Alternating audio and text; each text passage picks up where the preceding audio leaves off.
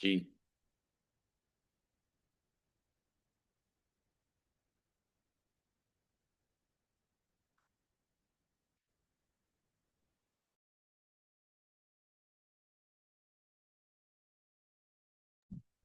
Semiconductor. Hello. आ रही है आवाज? यस। जी सर। ये आपका लास्ट चैप्टर है, ठीक है। और ये छोटा ही चैप्टर है। The very last interesting. Chapter ये मॉडर्न फिजिक्स वाला। नहीं, मॉडर्न फिजिक्स के बाद है सेमी सेमीकंडक्टर। कंडक्टर।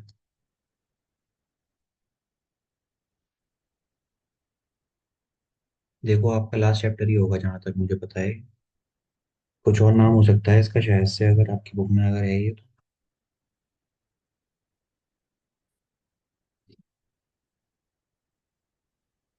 लेकिन ये आपका मेन चैप्टर यही है।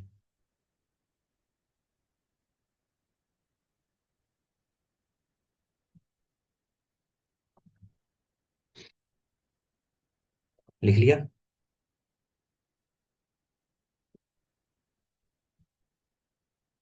चैप्टर नंबर 14 है ये शायद। इसमें देखो, सेमीकंडक्टर पढ़ने से पहले ना आप एक चीज समझिएगा। जो मटेरियल होता है वो बेसिकली कितनी तरह के होते हैं। मटेरियल को अगर आप केमिस्ट्री की बेस पर देखोगे तो आपके मटेरियल, या तो आपके मटेरियल कंडक्टर होते हैं, या फिर आपके इंसुलेटर होते हैं।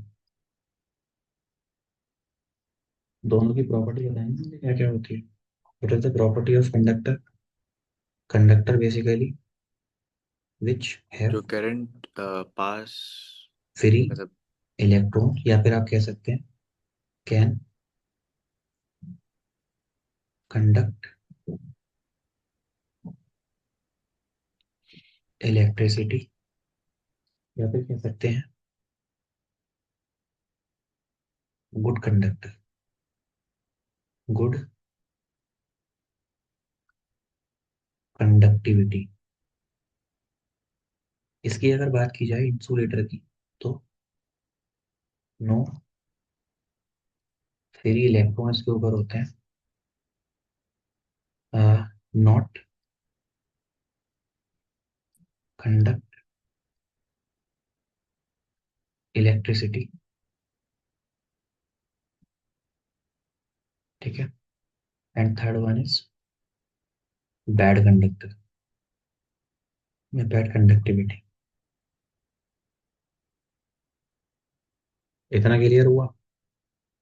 यस। ये तो सर इसको लिखना है। नहीं नहीं, ये मैं भेज दूंगा। इसको सिर्फ समझो अभी। ये बहुत बेसिक चीज है। इन दोनों के बीच में आपके आते हैं सेमीकंडक्टर। Semi conductor. तो आज का जो एरा है ना, उसमें ये बहुत इंपॉर्टेंट चीज है, सेमीकंडक्टर। आप देखिएगा, जितने भी इलेक्ट्रिकल एक ब्रांच होती है, उसके अलावा एक ब्रांच होती है आपकी इलेक्ट्रॉनिक ब्रांच। Electronic branch. तो जो इलेक्ट्रॉनिक ब्रांच होती है ना, इसमें आप एक चीज देखिएगा। जितनी भी चीजें होती हैं, उनकी जो मैन्युफैक्चरिंग होती है, उसमें जो मटेरियल यूज होता है, materials are semiconductor. Semiconductor. अब मैं अगर आपसे पूछूं कि इलेक्ट्रॉनिक गैजेट्स कौन कौन से होते हैं, देखो, सबसे पहला आपका मोबाइल फोन, फिर टेलीविजन, अब जो आते हैं गेम्स, ठीक है, और डीवीडी, या उसको प्लेयर भी बोलते हैं, म्यूजिक प्लेयर।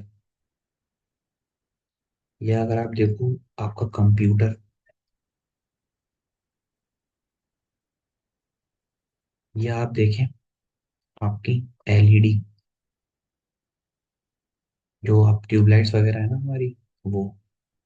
या फिर आप देखोगे, और अगर एग्जांपल ली जाए, तो आजकल इलेक्ट्रॉनिक व्हीकल्स आ रहे हैं।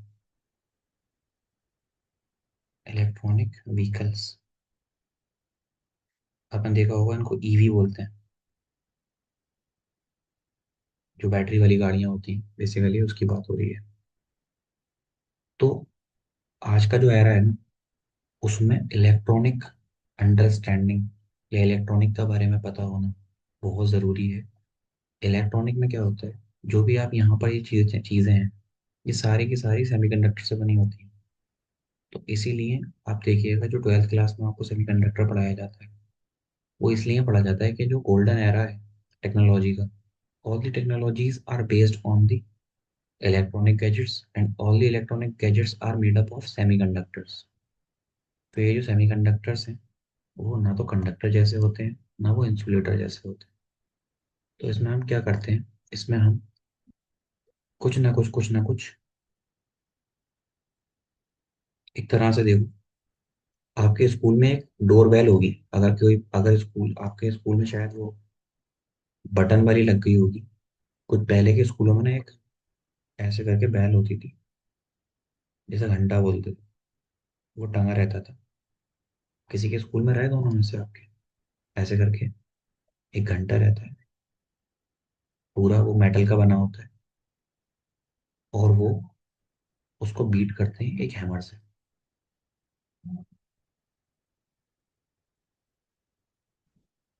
गाजीपाड़े में तो था मंतशा, अभी भी है, या बैल लग गई है? सर अभी भी नहीं पता। अभी की नहीं पता, आपके टाइम पे था। Yes sir. हाँ। तो रेहान, आपने देखा कभी इस तरह की स्कूल में रिंग बेल जो होती है, पीरियड? असलियत में नहीं दिखा है। अच्छा, सुना है कभी इसके बारे में? जी, देखा है मैंने। ठीक है। तो पता है, इसमें जो आपका मेन एम होता है, वो बताएंगे मुझे, इस घंटे का मेन काम क्या होता है? साउंड। साउंड, यानी कि एक प्रॉपर्टी होती है मटेरियल की, इसको बोलते हैं आप सोनोरस। ठीक है। अब जो मटेरियल सोनोरस होता है, अब मुझे ये तो पता नहीं कि बेस्ट सोनोरस मटेरियल कौन सा होता है, लेकिन वो काफी एक्सपेंसिव पड़ेगा अगर आप पूरा का पूरा इसको, बैल को, उसी मटेरियल का बनाएंगे। तो हम क्या करते हैं, हम यहाँ पर करते हैं mixing of different different metal, जिसको आप बोलते हैं अलॉय। तो ये अलॉयज का जो काम है ना, आज के टाइम में देखा जाए, बहुत ज़रूरी है। अलॉयज बेसिकली क्या होता है, मिक्सिंग होती है, mixing of the different metals. ठीक है। अब क्या होगा, it is the mixing of the different metals, ये हो गए हमारे अलॉय। दूसरे नंबर पर अगर मैं देखूं आपका, तो एक चीज का आपने नाम सुना होगा, जो व्हील है ना आपकी, ये तो घंटा एक एग्जांपल हो गई इसकी। जो गाड़ियों में व्हील्स होते हैं, जितने भी व्हीकल्स होते हैं, उसमें जो व्हील्स होते हैं, वो व्हील्स देखे हैं आपने किसके बने होते हैं? एलॉयस। अलॉयज। तो ये अलॉयज के कहने का क्या मतलब है ना, इसको समझना बहुत जरूरी है हमें।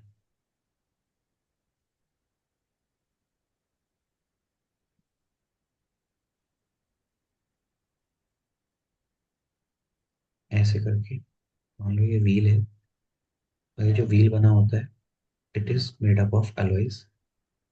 उसका ना प्रिंसिपल होता है एक, कि जो आपके व्हील्स है ना, ये एंटी कोरोसिव होने चाहिए। एंटी कोरोसिव, यानी कि इसके ऊपर कोरोजन नहीं आना चाहिए, क्योंकि व्हील्स लगातार पानी के कांटेक्ट में आते हैं। दूसरी चीज, एक और प्रॉपर्टी है इसके अंदर, वो है कि ये काफी ज्यादा वेट को बर्न करे। इसका मतलब ये कैसा होना चाहिए, ये रिजिड होना चाहिए। तीसरी चीज, इसके अंदर स्ट्रेंथ होनी चाहिए। तो हाई हाई बॉइलिंग पॉइंट भी ना, नहीं मेल्टिंग पॉइंट सॉरी। गाड़ी मेल्ट कहाँ करेगी यार। मेटल का जनरली देखा जाए ना तो हाई मेल्टिंग पॉइंट ही होता है, जितने भी मेटल्स होते हैं। सोडियम, सीजियम, गैलियम को छोड़ करके जितने भी मेटल्स होते हैं ना, वो 100 से ऊपर ही आके पिघलते हैं। और गाड़ी में 100 तक तो मेरे ख्याल से टेम्परेचर सिर्फ इंजन का पहुंचता है। तो देखो, यहाँ पे हम करते क्या है, यहाँ पर हम एक मटेरियल लेते हैं। मान लो उसकी कुछ परसेंटेज ले ली, 10%,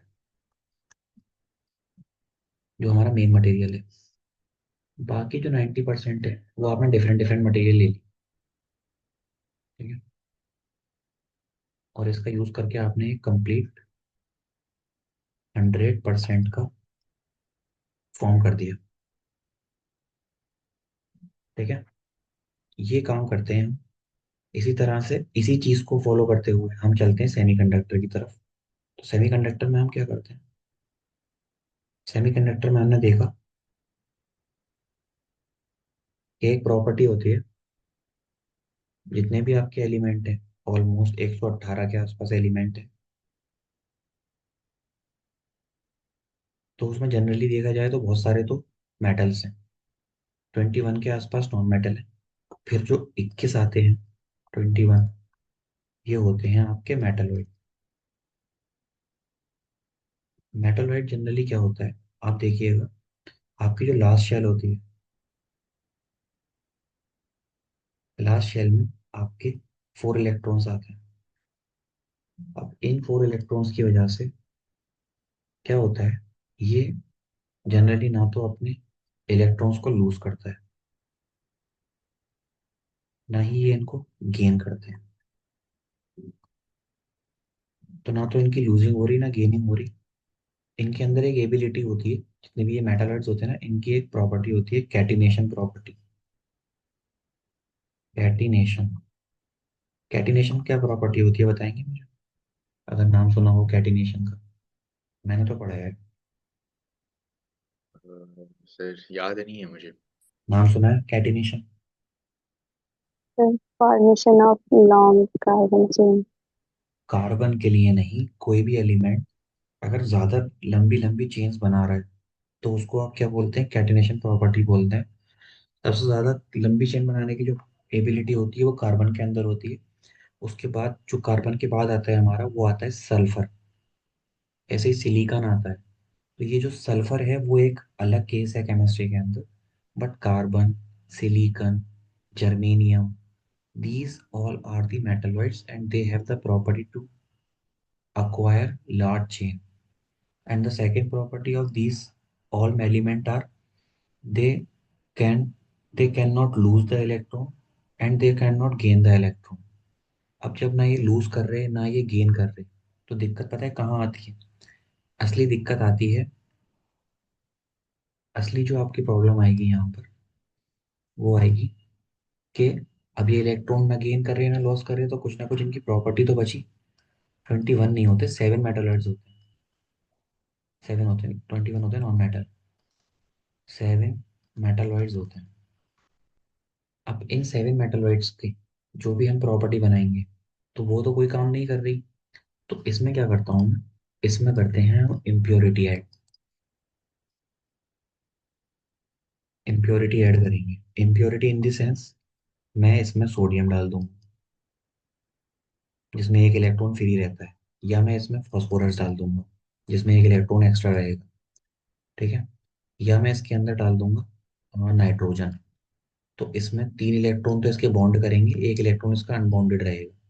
तो इसमें दो चीजें आ जाएंगी।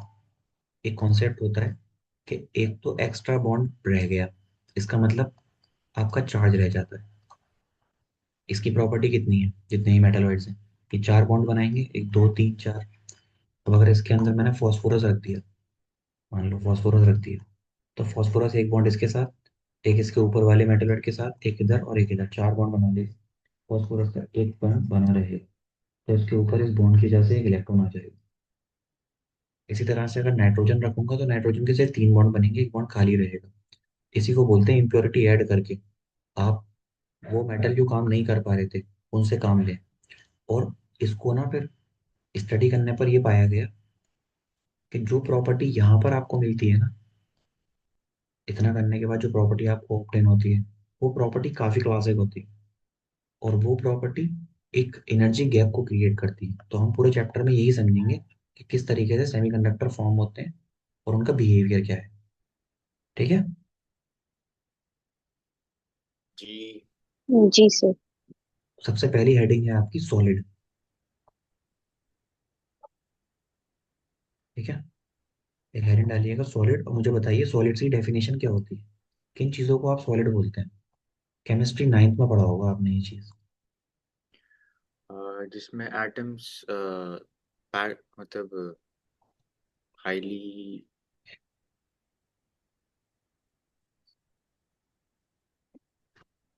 क्या क्या बताइए।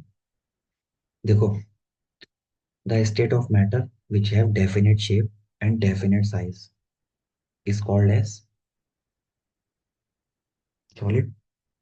ये तो होता है। जी। तो सेमीकंडक्टर हेडिंग डालकर सबसे पहले हेडिंग डालिएगा solids.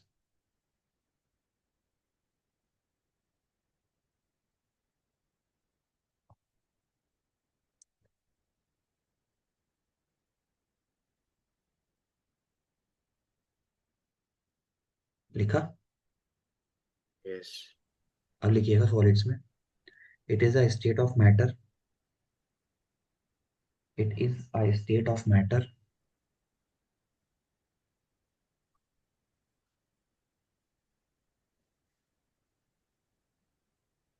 which has a definite shape and size. It is the state of matter which has a definite shape and size.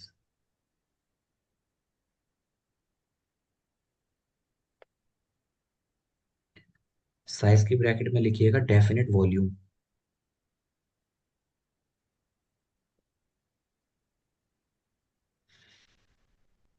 Definite volume.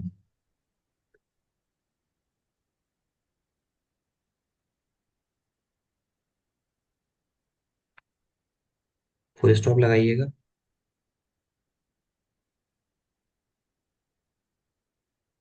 Next line से लिखिएगा the characteristic property of the solids, the characteristic property of the solid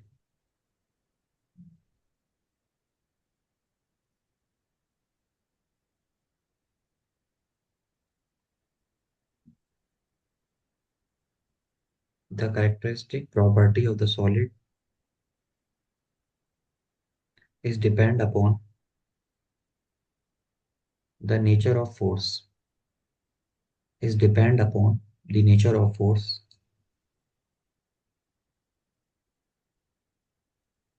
the nature of force acting between their constituent particles, acting between their constituent particles,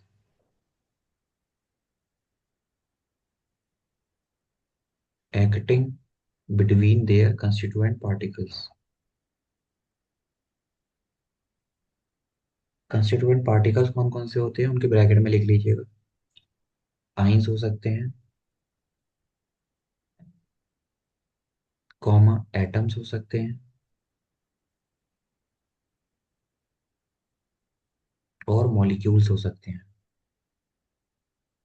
ions, atom और molecules.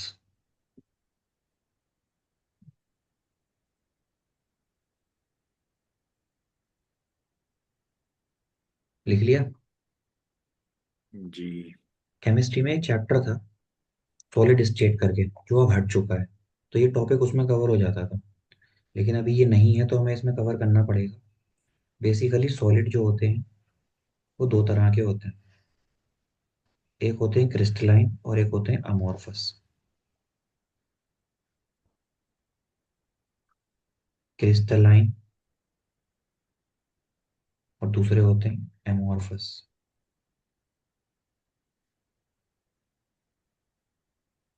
मैं आप लोगों को दो example देता हूँ और मैं आपसे पूछता हूँ, एक तो आपके पास नमक है और एक आपके पास है पाउडर। पाउडर मतलब जो फेस पाउडर होता है। दोनों को आपने कभी टच किया है?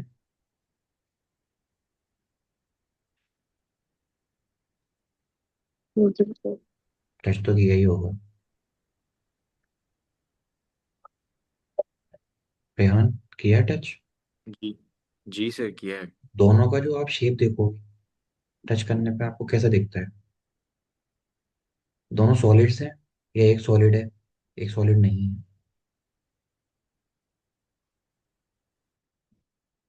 देखो दोनों सॉलिड्स होते हैं, अगर कोई चीज फ्लो नहीं कर रही ना तो वो क्या होगी, सॉलिड होगी। अगर पाउडर रख दोगे, पाउडर फ्लो तो नहीं करेगा खुद से।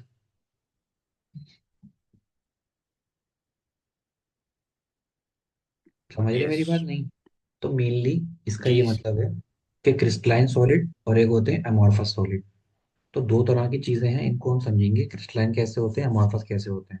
मैं एक बेसिक डिफरेंस बता देता हूँ। क्रिस्टलाइन सॉलिड्स जो होते हैं उनका वेल शेप्ड होता है, उनका स्ट्रक्चर बहुत बढ़िया डिफाइन होता है।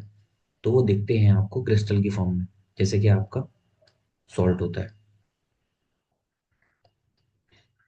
और अगर एमॉर्फस की बात करूं तो आप कह लीजिए टाल्क पाउडर, ग्लिसरीन पाउडर होता है, ऐसे करके ये पाउडर्स जो होते हैं, these are the amorphous solid, जो थोड़े से रफ होते हैं, जिनके जिनको देखने में थोड़ी सी शाइनिंग होती है, जिनके पार्टिकल डिफाइन लगते हैं आपको कि इसके पार्टिकल का स्पेसिफिक शेप है। तो वो होते हैं आपके क्रिस्टलाइन सॉलिड्स। तो अपने पेज के दो हिस्से कर लीजिएगा, एक साइड लिखिएगा क्रिस्टलाइन सॉलिड और एक साइड लिखिएगा अमॉर्फस सॉलिड्स।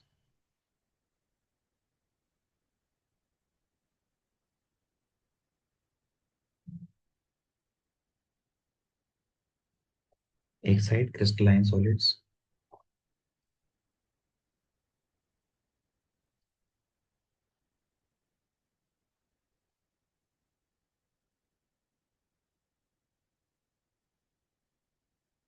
और एक साइड एमॉर्फस सॉलिड।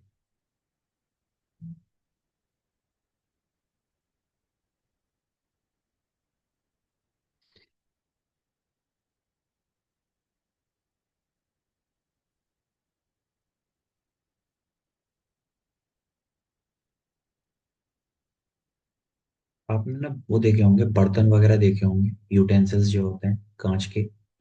तो कांच भी दो तरीके का होता है, एक कांच तो टूटने के बाद ना बहुत छोटे छोटे क्रिस्टल्स में बिखर जाता है, और एक होता है जो क्रिस्टल्स में नहीं बिखरता, वो छोटे छोटे पीसेस नहीं होते हैं उसके। वो सिर्फ जैसे आपने वो देखा है ना, जो गाड़ी का शीशा होता है, कभी टूटते हुए देखा है किसी की गाड़ी वगैरह का शीशा? जी। तो वो छोटे छोटे पीसेस में टूट जाता है।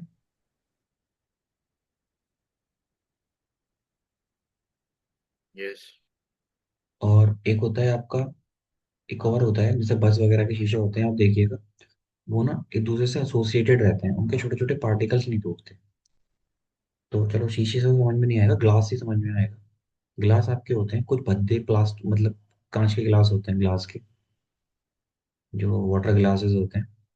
तो अगर खराब क्वालिटी का गिलास आप देखोगे ना तो वो अमॉर्फस सॉलिड से बना होता है।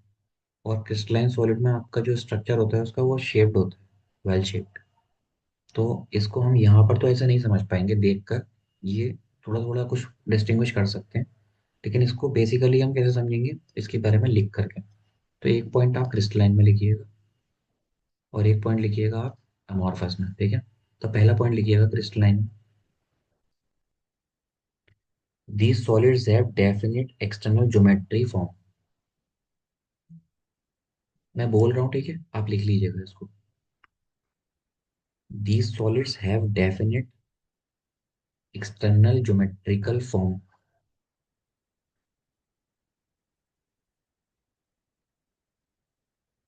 these solids have definite external geometrical form।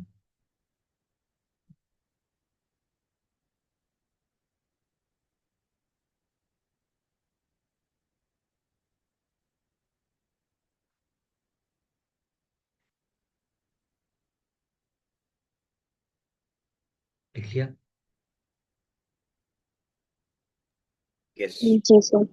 amorphous में लिखिएगा, these solids have no definite external geometrical force form। these solids have no definite external geometrical form.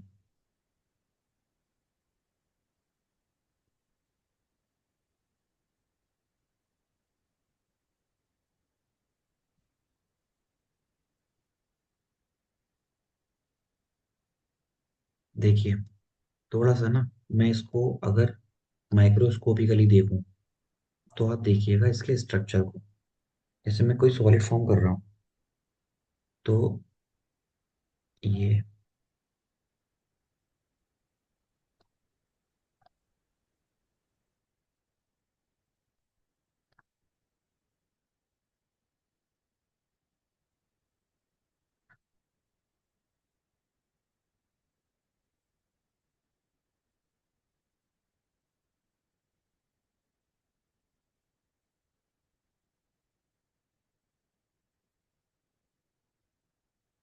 गंदा बनने वाला है।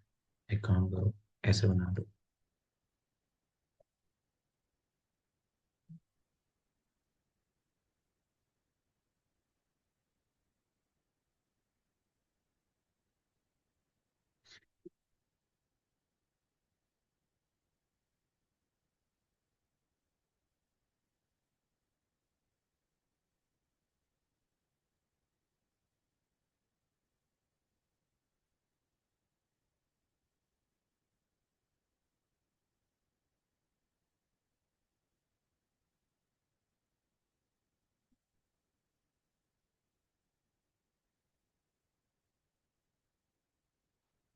देखो, इसको अगर आप देखोगे ना,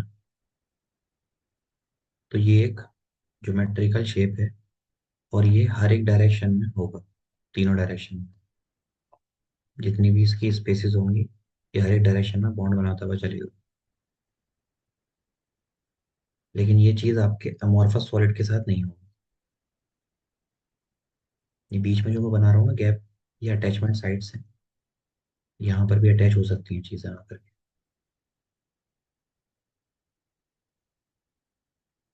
ऐसे करके। ये इसका शेप है। अभी और भी इसको थोड़ा सा, इस जितने भी खाली खाली पॉइंट्स हैं, इनको ऐसे निकाल दो।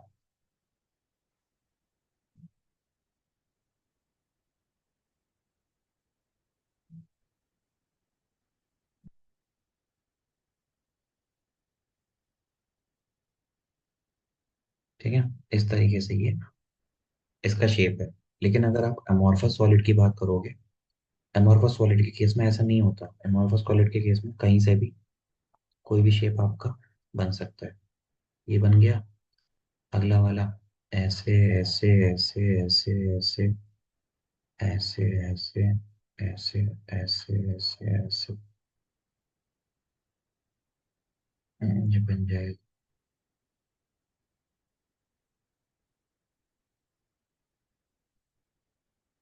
तो कोई भी स्ट्रक्चर आपका यहाँ पर वेल डिफाइन नहीं है। ठीक है, ये दोनों में फर्क होता है। पॉइंट इसमें भी खाली होते हैं ऐसे करके। लेकिन यहाँ पर अगर आप ऑब्जर्व करोगे, तो दोनों में एक फर्क रहेगा। ये बना रहे हैं आप? जी। ठीक है, बनाइए।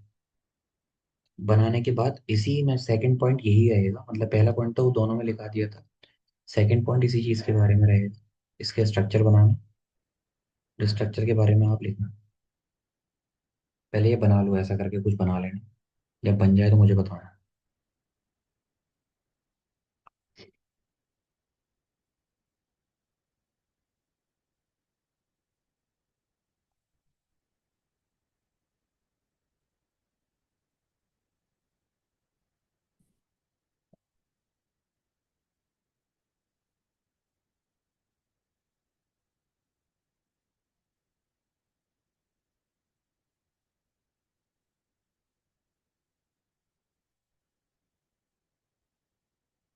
प्रदा सर की है क्लास आज क्या?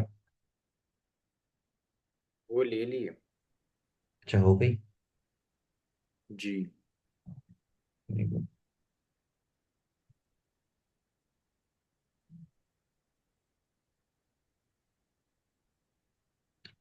जल्दी बनाइए इसको, फिर मुझे पूरे पॉइंट कराने हैं, एटलीस्ट ये तो डिफाइन कर ही दो। जी, एक सेकेंड। बनाया मंतशा, बना रही हैं आप? जी सर। एक काम कीजिए, इसको लीव करिए, लिख लीजिए पहले आप, नहीं क्लास खत्म हो जाएगी तो आपकी। बना लिया। इसमें लिखिएगा दूसरा पॉइंट के बारे में, ये जो आपको शेप दिख रहा है इसके बारे में लिखिएगा। आइंस, एटम्स और मॉलिक्यूल ऑफ दीज सॉलिड्स, ये क्रिस्टलाइन के बारे में बता रहा हूँ। आइंस, कॉमा एटम्स और molecules of these solids are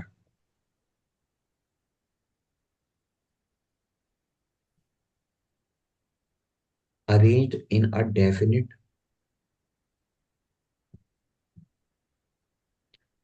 arranged in a definite in definite. fashion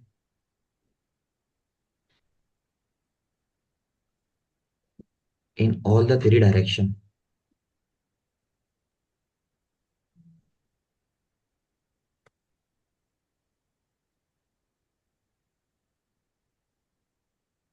in all the three direction।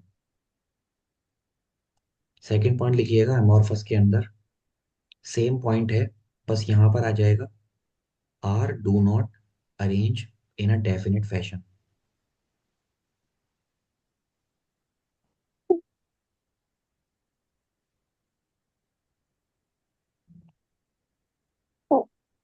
जी बताइए, कुछ कह रही है मुंतशा?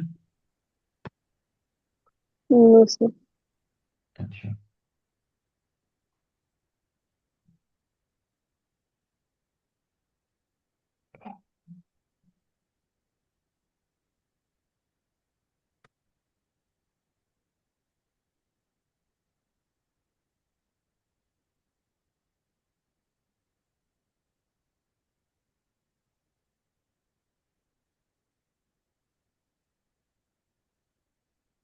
लिख लिया दूसरा पॉइंट।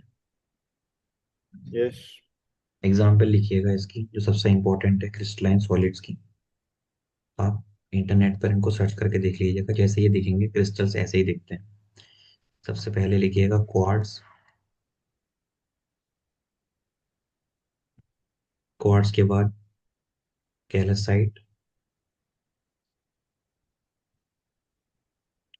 उसके बाद माइका, उसके बाद डायमंड। ये जितने भी आपके सॉलिड्स होते हैं, all solid has definite shape and their structure are well defined. अगर इसकी बात करूं एग्जाम्पल में, तो आता है रबर, रबर के बाद प्लास्टिक, प्लास्टिक के बाद पैराफीन वैक्स होता है।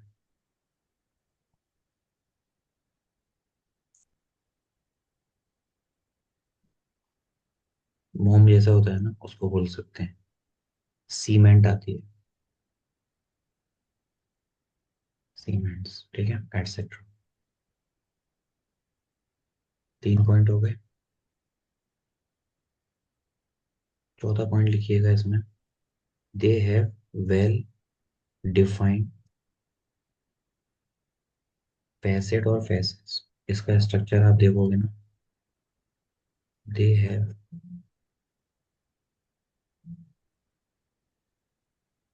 Well defined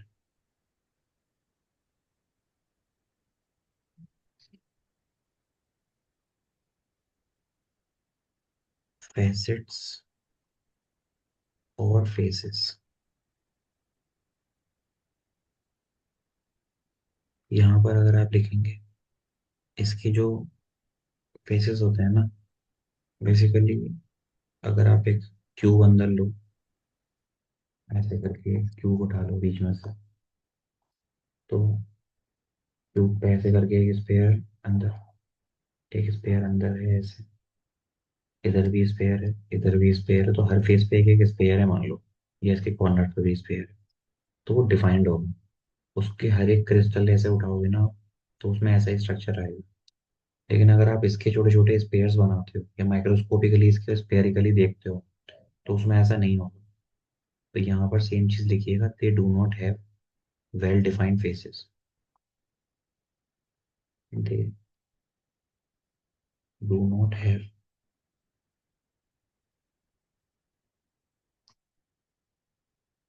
well defined faces.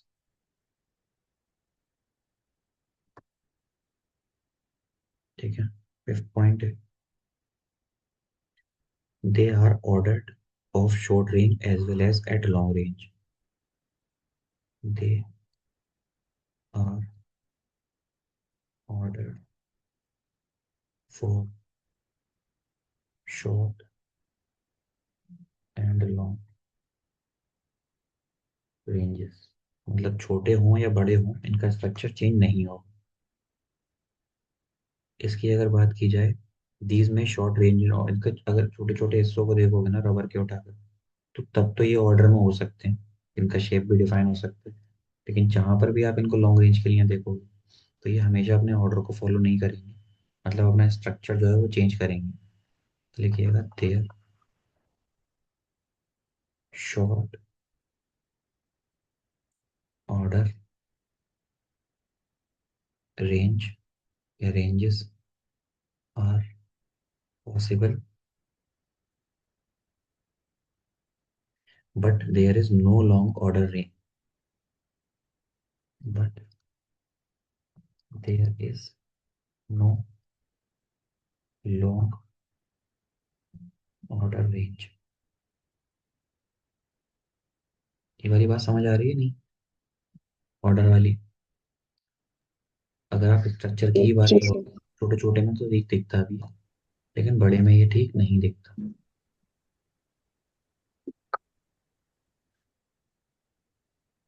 ठीक है। नेक्स्ट पॉइंट लिखिएगा, point number 6, they are anisotropic. They are एनआइसोट्रॉपिक।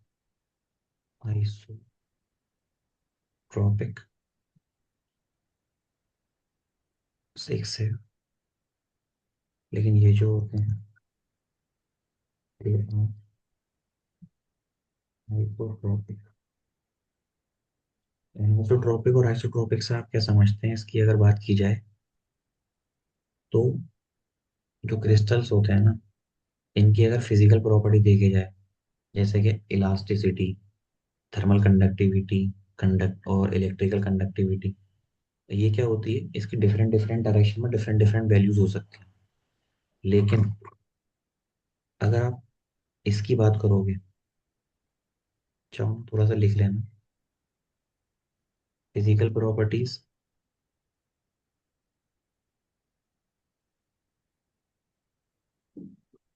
Properties are not same in all the direction. लेकिन इसकी जो फिजिकल प्रॉपर्टी होती है, physical property is same in all the direction. ये बताइए, आप लोग 9 बजे के बाद फ्री हैं? यस। जी सर। थोड़ा सा अभी काम के लिए जाना है, मैं 9 बजे आके आपकी क्लास लेता हूँ बाकी की। ठीक है? तो ओके। आप लोग उस पर ज्वाइन कीजिएगा, ये मीटिंग वैसे ही ओवर होने वाली है। उसमें कुछ रह गया है तभी लिखाऊंगा, इसको पूरा तभी कराऊंगा, 10 पॉइंट है। ठीक है? और फिजिक्स ही पढ़ेंगे ओके उसमें। सर। अस्सलाम वालेकुम सर। चलिए।